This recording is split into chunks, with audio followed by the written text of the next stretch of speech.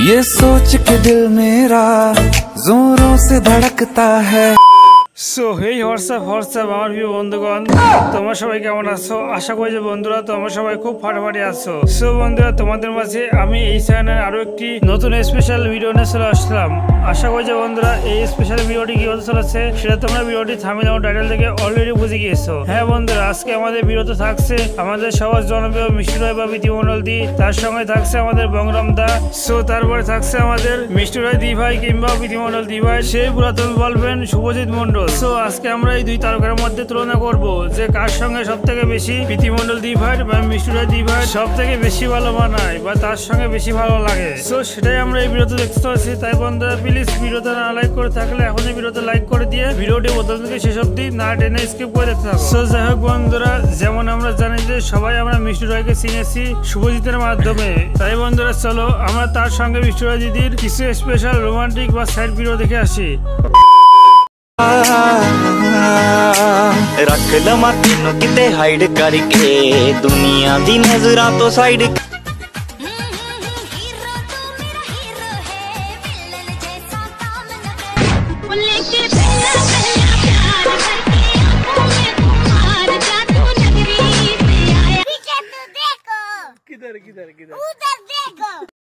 আমার জানকে আমি, আমার প্রাণকে আমি, আমার মন কে চুরি করেছে আমি, আমার টাকা কে চুরি করেছে আমি, মানে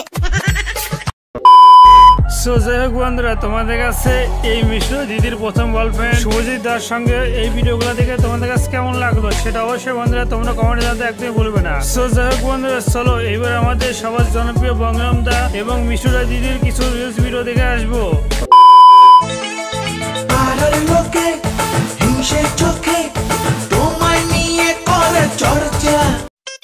जब तक मैं सिंगल हूँ वो मेरी है, ये भी मेरी है। और तू क्या वीडियो देख रही है? तू भी मेरी है।